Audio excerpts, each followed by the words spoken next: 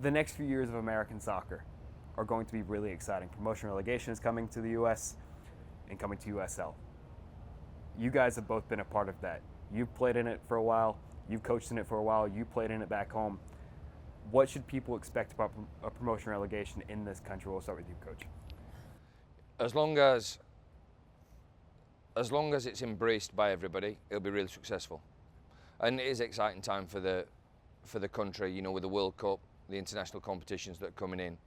And then if the USL manages to you know, go through with the promotion relegation, and like Jack said earlier on, there's not that much difference between League One and Championship when we talk about the Jägermeister Cup. That'll surprise a lot of people. There's probably just as big a gap between the top end of the Championship and what you would say the middle to bottom end of the Championship. So when we get to promotion relegation, it'll be really exciting. What we need to do is make sure that everybody that's in it is safeguarded and not look at relegation as being a complete disaster and the worst thing that can happen to a football club. Because if you ask Southampton supporters whether they want to play again next year in the Championship, they're going to say yeah, because they want the team to win and they want to see the team winning. So as long as there is safeguarding for the clubs that get relegated, that all of a sudden that we don't say, well, we've dropped down division, we can't afford to run again in that league next year, and there's safeguarding for it, it'll be really exciting. And it'll be really good for the supporters, because when the games, every game matters now anyway, because you know you finish in the top 4, you get a home playoff game. So they've done a really good job of that in the MLS and in the USL. But when it comes to promotion relegation, it is huge. And what I would hope is that there is safeguarding in place for the players, for all the staff, and for the teams, so that the supporters get the opportunity to support their team, because they'll support their team, especially our supporters will support our team no matter what division we play in, no matter what game we play in. But if somebody makes a decision to say, oh, we've dropped down division, so I'm not going to do it anymore, that is the thing that I am worried for, and there needs to be safeguarding in place for it. I really do, because I've seen it. The clubs in England never went away, but I've seen it where teams have got relegated and then all of a sudden the tea lady, who's the lowest earning person at the club, is no longer with you because you can't afford to keep her. And that's not fair when the players who have got relegated are on these big contracts who stay and decide whether they want to leave or go, and that division's not good enough for me. I don't think that'll happen in the US, and I hope it doesn't, in order to safeguard everybody's position in the club, to safeguard the club itself, and like I said, I've some measure for where the players and the staff is looked after, that they don't all of a sudden up sticks and say, right, we're not doing it anymore. And we've had external conversations in our office about it's going to weed out the bad ownership groups. They're going to go down to the bottom. They're going to have to figure out how to be better or get replaced by. There's so many cities that need soccer in this country that want to have soccer. So we're going to see who is actually up for the task for promotion relegation in this country. And Indy 11 has proven time and time again that they very well are one of the top clubs in USL as far as getting people in that care about the club, that care about the city, but ultimately they want to win games. And that's the most important thing in this sport. But yeah, they do take care of the people. I think we'll be fine. And I think, like what you've said, and if you're having them conversations, automatically you've said if we weed out the bad owner, we'll just relocate the club. Yeah. You can't do that. You don't think you can replace a club with somebody else, that bring them in? I think you can bring another owner into the same that's club, what I'm saying, but not relocate the club. Yeah, no, because we saw that happen last year with Northern Colorado, where they just, you guys go away.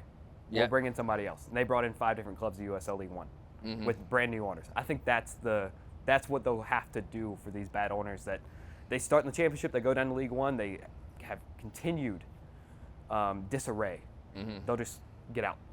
Yeah. You know, that's what they'll have to do. That's on the worst case scenario. My thought is, you know, if the league have sanctions against whatever it is in terms of ownership and or the way the club's being run, then a little bit like the situation in Vancouver Whitecaps now, it's up for sale. The owners have said they're not relocating the team. They'll wait for the sale to stay in Vancouver, for the team to stay in Vancouver. And that's what I'm feared of, is the fact that if a team goes and gets relegated, that it's a bad ownership group, so let's move it somewhere else. And I don't think that's a good, positive sign. No. Because, let me tell you, the exciting thing about getting relegated is the next year you might get promoted. And winning games and getting a promotion season is really, really good, and it can grow your club. And you've been a part of both.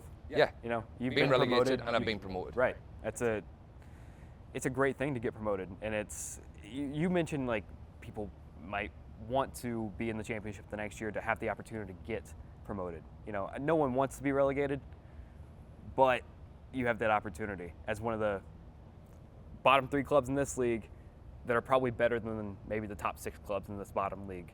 That's below the, you know, there was a spell about division. 10 to 15 years ago, West Bromwich Albion were in the Premier League and the Championship, and for 8 years they never finished out of 4 positions.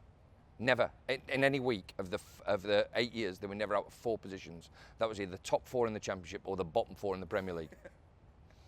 And I'm telling you, the understanding that, I'm not saying relegation's good for you, but it gives you an opportunity to reset. It gives you an opportunity to, you know, maybe change direction in the way the club should be, you know, planning its operations. And again, it gives you a chance to get a promotion. Yeah, no, I 100% agree. And, you know, it's about finding those things of who's going to do it right, who's going to do it wrong. You get the bad people out. Not relocate. I don't know if there is any bad people, so I want to say that right I know, from the start. I know ours isn't. Thanks very much. But yeah, I don't know if there is any bad people. All I'm saying is I think there should be safeguarding for what happens when a team gets relegated, for players and staff. So what are the conversations that players are having in the locker room about this news? Obviously, it's years down the Probably line. the same that your external convos is the same. Yeah.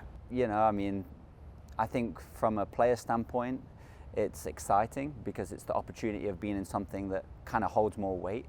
From a fan's perspective, it's a journey really. You know, my hometown team is Nottingham Forest. You know, I remember watching them just a few years ago in the 3rd division of English football.